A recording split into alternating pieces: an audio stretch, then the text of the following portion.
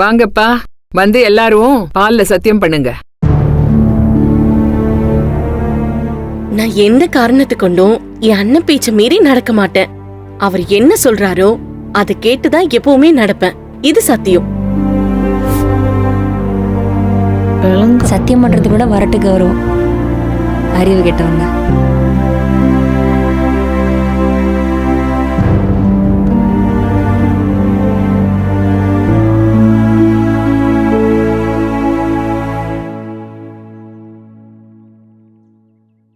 ஏம்மா, கதிர் மனசு எனக்கு நல்லா தெரியுமா?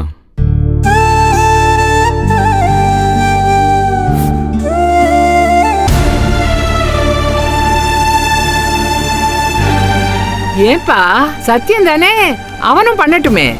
பண்ணுப்பா. அந்த கடவுளே வந்து சொன்னாலும் என் அண்ணன் பேச்ச மீறி நடக்க மாட்டேன்.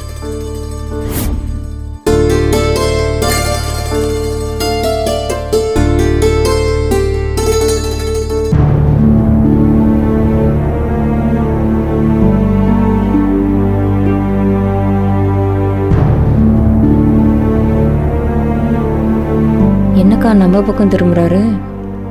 ஏய், வந்து சத்தியம் பண்ணு. நாங்க ஏற்கனவே அத்தை பேச்ச கேட்டுதானே நடக்கிறோம். நாங்க அப்படியே மனசுல நினைச்சுக்கிறோம். எதுக்கு சத்தியம்லாம்? என்னது? இனிமே அவகிட்ட பேச மாட்டேன், அவளை பார்க்க மாட்டேன்னு, அவளை வீட்டை விட்டு அனுப்புறதுதான் என் நோக்கம்னு சொல்லி வந்து சத்தியம் பண்ணு.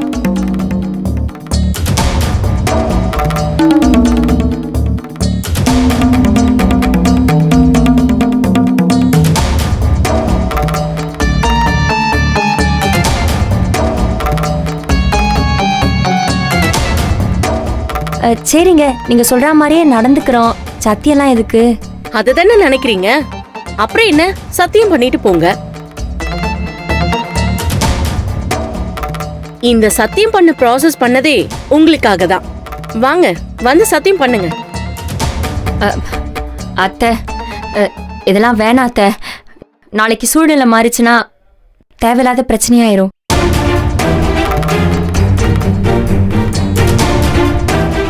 ஏய், வந்து பண்றீன்னா என்னடி பேசிட்டு இருக்க? வந்து சத்தியம் பண்றீ.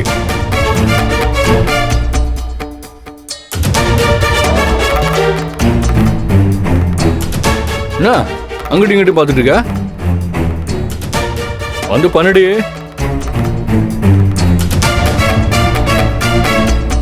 வா, பண்ணு.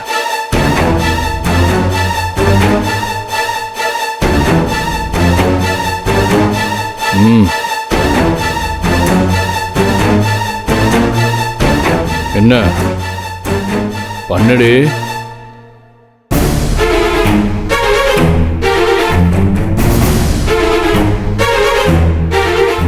நீங்க சொன்னபடியே செய்யறேன். சத்தியம். என்னது? மத்த எதுவும் சொல்ல மாட்டீங்களோ? என்னங்க சொல்லணும்? இனிமே அந்த ஜனனி கூட பேச மாட்டேன். இனிமே அந்த ஜனனி கூட பேச மாட்டேன். ஏய், என்ன பண்ணிட்டு இருக்க? நல்லா சத்தமா சொல்லு.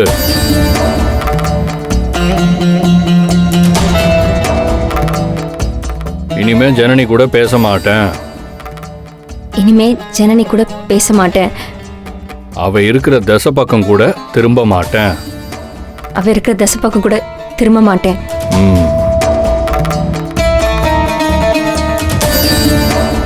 ஜனனிய வீட்டை விட்டு அனுப்புறதுதான் என் நோக்கம். சொல்லுடி. ஜனனி இந்த வீட்டை விட்டு அனுப்புறதுதான் என் நோக்கம்.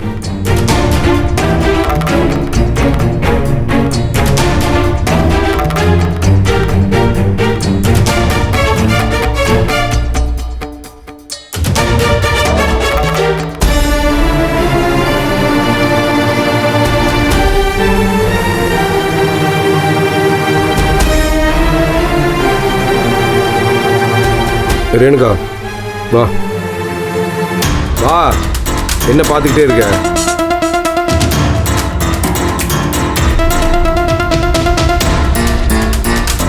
என்ன நின்னுட்டு இருக்க? அவ செஞ்ச மாதிரியே நீ செஞ்சுட்டு போ.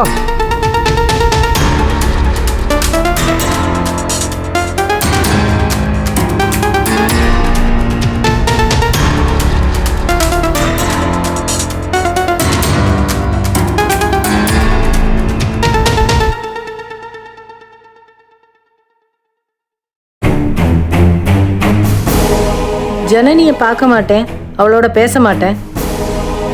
அவன் இந்த வீட்டை விட்டு போறது தான் என்னோட லட்சியமே.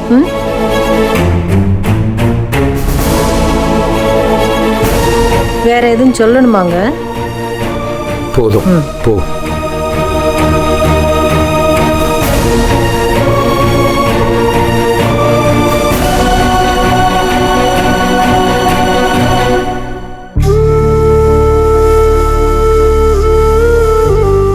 ஈஸ்வரி, என்ன அப்படியே ஓடிடலான்னு பாத்தியா? வா, வந்து சத்தியம் பண்ணு.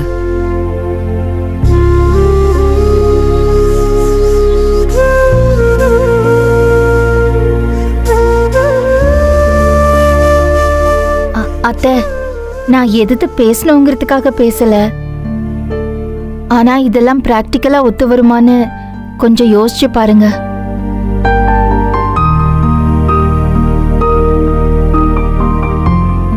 இது நம்ம குடும்பத்துக்குள்ள நடக்கிற பிரச்சனை. நாளைக்கே நமக்குள்ள இருக்கிற விரிசல் சரியாயிடலாம்.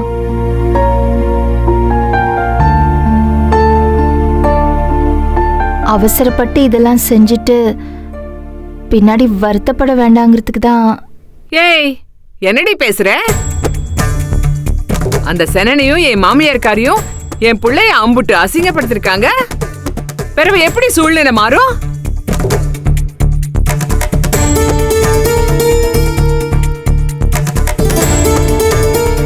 இந்த பெரியத்தனம் எல்லாம் பேசாம வந்து சத்தியம் பண்ணு.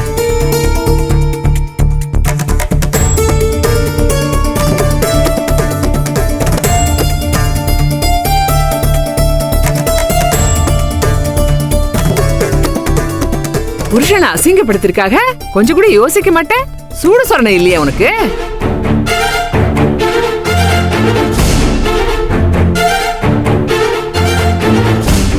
ஜனனி கூட பேச மாட்டேன். அவ இந்த வீட்டை விட்டு போறதா என்னோட நோக்கம்.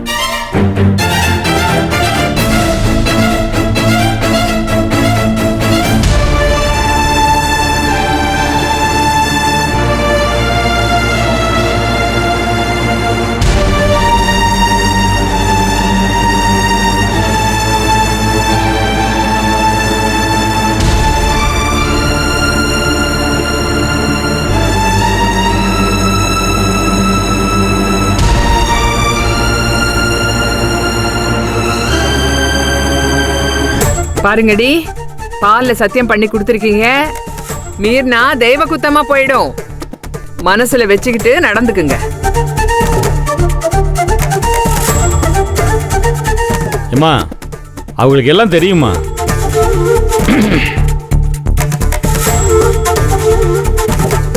அவங்க என்ன பச்சை பிள்ளைகளா? எல்லா விவரமும் தெரிஞ்ச படித்த பொம்பளை தானே. அதெல்லாம் எல்லாம் தெரியும்.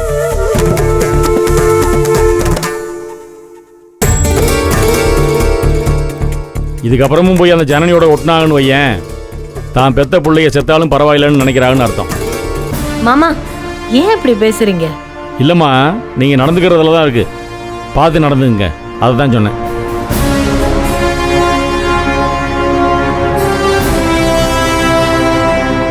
ஏன்னா பசும்பாலில் சத்தியம் பண்ணியிருக்கீங்க, வம்சத்தை அழிச்சிரும்.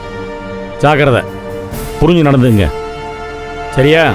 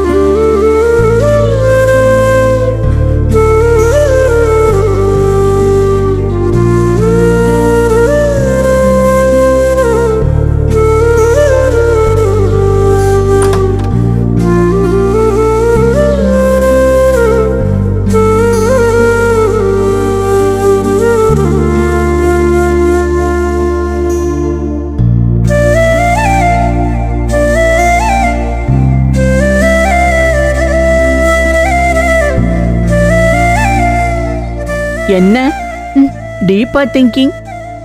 வேலை விஷயமா வெளியே போயிருந்தியே, அதை பத்தி யோசிச்சுட்டு இருக்கியா? ம்ஹும். பின்ன இல்ல, என் கூட பேசக்கூடாதுன்னு தானே அக்காங்க 3 பேருக்கிட்டையும் பால்ல சத்தியம் வாங்கியிருக்காங்க.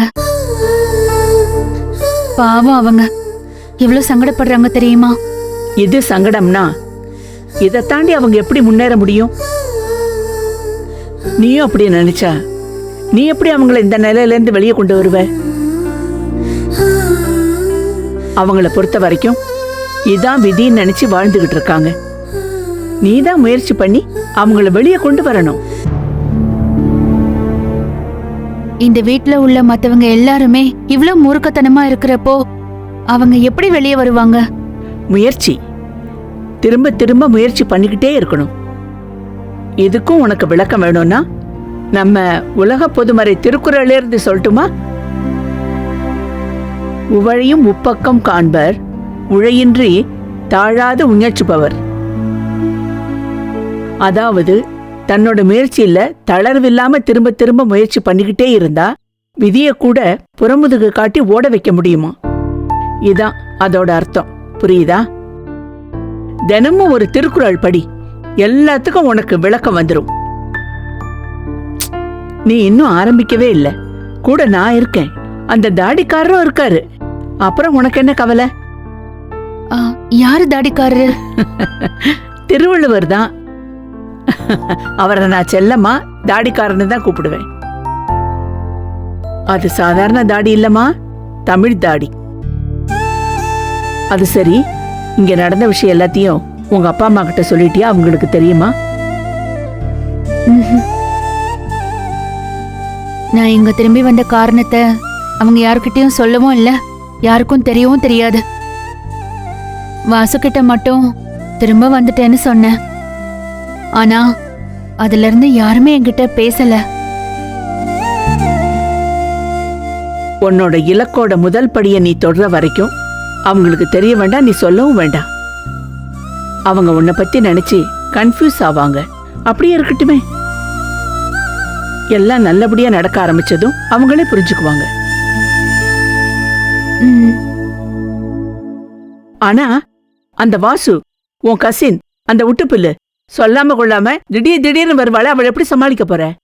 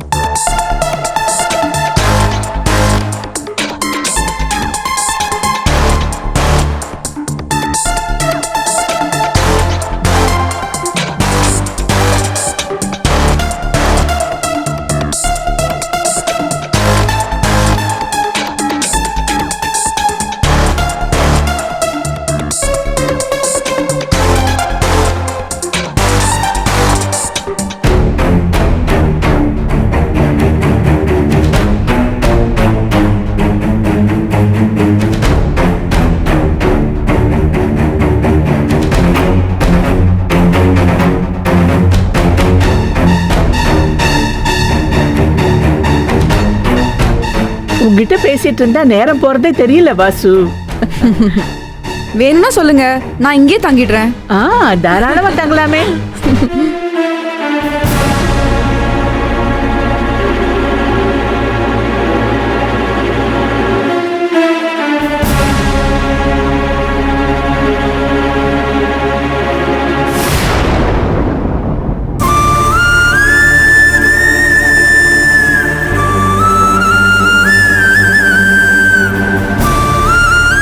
வா ஜனனி,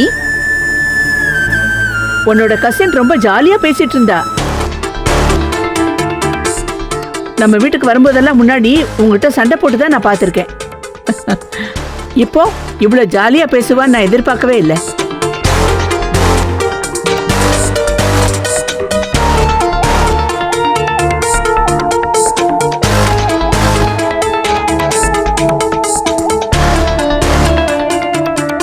வரும்போது கோவமா வந்தா.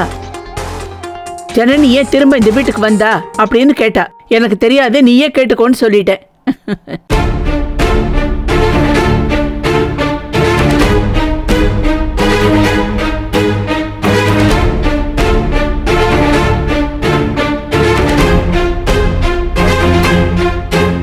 அவங்க ஏன் அங்க நிக்கிறாங்கன்னு தெரியல. நீ அங்க நிக்கிற, வா.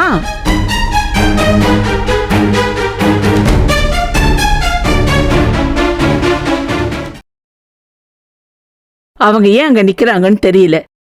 நீ அங்க நிக்கிற, வா.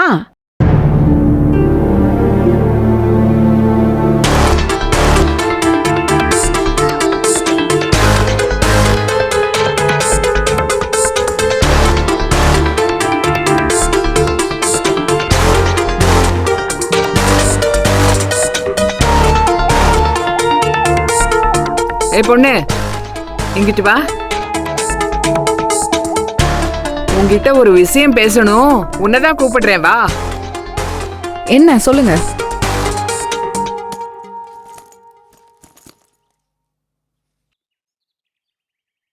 சொல்லுங்க.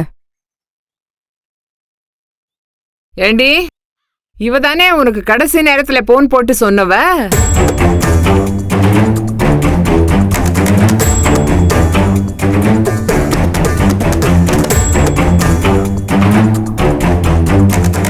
என்ன போன்? யார் சொன்னா?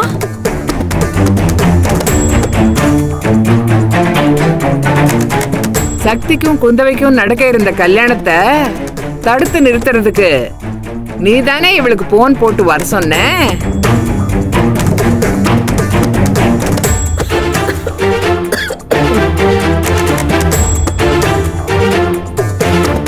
ஆமா, எல்லா வேலையும் பண்ணிட்டு ஒன்னும் தெரியாத மாதிரி நடு வீட்டுல வந்து உட்கார்ந்துட்டு இருக்கேன். இந்த அதிகாரத்தை யாரு கொடுத்த உனக்கு?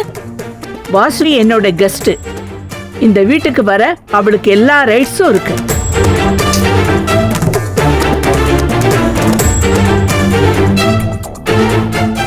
கரெக்ட், எனக்கு ரைட்ஸ் இருக்கு. அப்பத்தாவே சொல்லிட்டாங்க. அதுக்கப்புறம் என்ன? அப்பத்தாவா? போடி வெளியில. நீ இருக்கிற இடத்துல நாங்க நிக்க கூடாதுன்னு தான் வெளியில போய் நின்னுட்டு இருந்தோம். போடி வெளியில. அப்பத்தா, நான் போணுமா? அவசியமே இல்ல. You are my guest.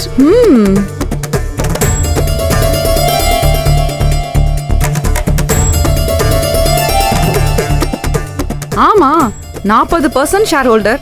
இந்த வீட்ல ஒரு ஃப்ளோரே அப்பத்தாக்கு தான் சொந்தம். அப்பத்தா, நீங்க பேசாம இந்த கிரவுண்ட் ஃப்ளோர் எடுத்துக்கோங்க.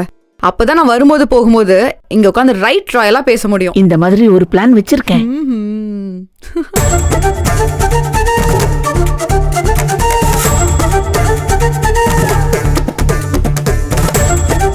இத பாரு, நீ ட்ராக் எல்லாம் மாத்தாத. நீ தானே ஜனனி கால் பண்ணி சொன்ன? ஆமா, நான் அதான் சொன்னேன். இப்ப அதுக்கு என்ன?